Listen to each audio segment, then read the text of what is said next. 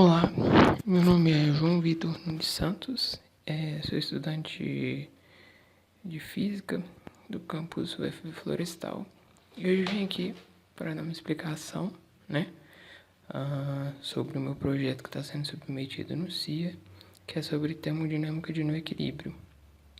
Bom, então eu comecei essa parte aqui do vídeo por dar uma explicação, sobre as diferenças do que seria um sistema em equilíbrio e um sistema em não equilíbrio. Quando a gente faz a graduação, a gente estuda sempre o sistema em equilíbrio. Então, o que seria esse sistema em equilíbrio? Seria um sistema em que eu tenho uma transição de fase, seja ela mecânica ou química, São as duas partes principais que a gente estuda quando a gente está na graduação. Só que quando a gente vai para uma termodinâmica de não equilíbrio, a gente estuda algumas relações diferentes, que seriam elas a condição de calor, de fusão de matéria e as reações químicas. Ok? Então, vamos prosseguir. O que é um fator definido aqui para a gente e que a gente pode caracterizar o nosso sistema? É exatamente esse valor aqui de entropia, que a gente caracteriza a partir da seguinte característica. A minha entropia total, ela vai ser a soma do meu valor infinitesimal da entropia externa e da entropia interna, tá certo? Eu sei que quando eu estou tratando de um sistema no equilíbrio, essa minha entropia externa, ela vai ser igual a zero. Aliás, desculpe, essa minha entropia interna, ela vai ser igual a zero. E para quando eu estou tratando de um sistema em não equilíbrio, eu sei que a minha entropia interna, a minha variação infinitesimal de entropia interna, ela vai ser sempre maior que zero, certo?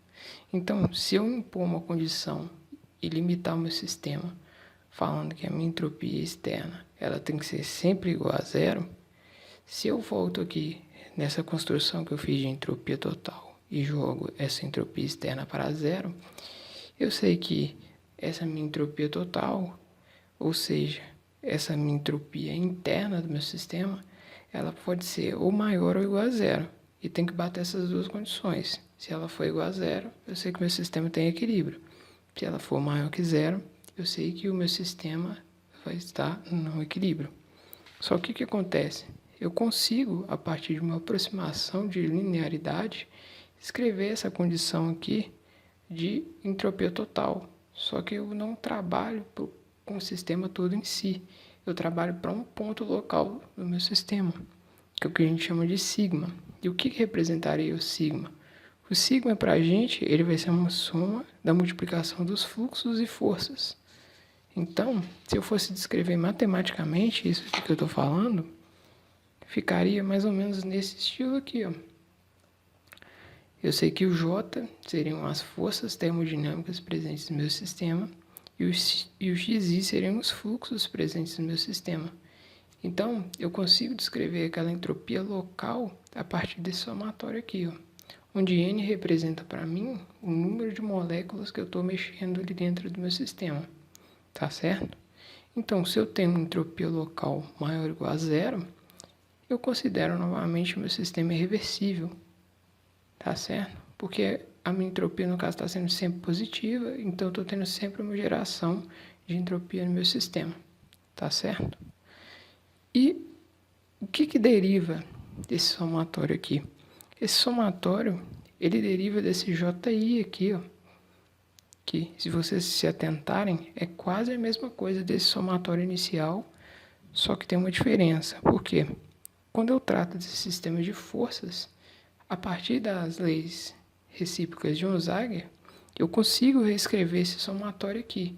Eu consigo englobar esse LK, que a gente fala que é um componente matricial e que aqui em termodinâmica de não equilíbrio a gente chama de coeficiente fenomenológico, que é o quê? É ele que vai expressar para mim as condições do meu sistema. sejam eles envolvidos em uma questão de matéria ou uma questão de fluxo, né? Ele seria separado a partir de algumas componentes matriciais. E para bater nessa tecla da diferença, eu queria mostrar aqui para vocês a primeira lei da termodinâmica, tá certo? Essa aqui é que a gente estuda quando a gente faz a matéria na graduação, né? Então, o que essa primeira lei aqui expressa para a gente? Ela expressa para a gente uma conservação de energia, certo? Eu estou falando que a variação da minha energia interna ela é igual à variação do calor menos a variação do meu trabalho. Ou como a gente sabe que a gente pode escrever o trabalho como a pressão vezes um volume deslocado, né? No êmbolo, a gente consegue escrever que a variação da minha energia interna ela é igual a subtração do meu calor menos PDV. Só que a gente sabe que a natureza ela não funciona totalmente no equilíbrio. Ou seja, a natureza ela funciona fora do equilíbrio. Então, eu consigo descrever essa primeira lei da termodinâmica só que para um sistema fora do equilíbrio. Então, o que eu levo em conta aqui? Que esse sistema fora do equilíbrio, eu consigo variar ele a partir do tempo. Então, vocês vão ver que toda essa equação aqui de baixo, ela está derivada em função do tempo. Então, o que eu teria aqui no caso? Tirando só essa variação do tempo, eu teria a mesma coisa que eu tenho aqui em cima. Ou seja, du é igual a dq menos pdv, que foi o que eu montei aqui. Só que agora eu estou tomando a derivada em função do tempo, porque é o que a gente faz no não equilíbrio. Então, eu sei que du dt é igual a dq dt menos pdv.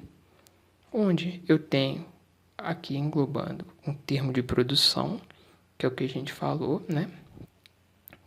Que é aquele sigma, poderia ser um sigma, né? Porque aqui a gente no caso tem uma força termodinâmica vezes um fluxo. E aqui aparece para a gente, nesse novo sistema, um tensor de pressão, né? Um tensor de estresse, né? Porque eu estou tratando de um sistema, vamos dizer, que possui um certo movimento, tá certo?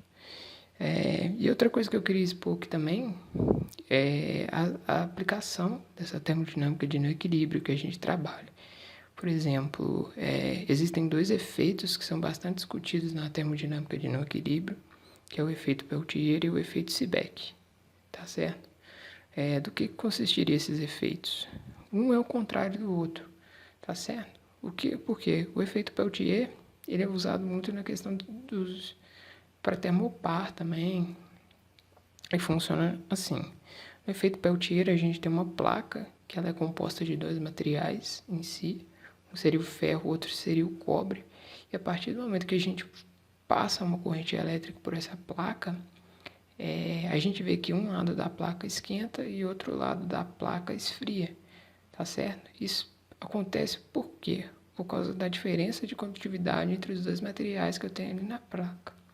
Como a gente falou, a partir de uma variação do meu sistema, por exemplo, aqui no caso do efeito Peltier poderia ser a temperatura, consigo descrever um gradiente sobre esse cara que eu estou variando. No caso do efeito Seebeck, eu tenho um contrário. Eu passo uma corrente pelo meu sistema e esse meu sistema ali gera a temperatura que eu quero. E a gente pode citar também outras exemplificações, por exemplo, o efeito Seebeck, né, que é o que a gente coloca energia no meu sistema e ele gera para mim uma nova temperatura, ele está sendo muito utilizado em adegas, porque você coloca energia ali para o seu sistema e a partir dessa energia que você colocou ali no seu sistema, ele vai resfriar, né, todos os componentes que estiverem lá dentro. Tá certo? Muito obrigado.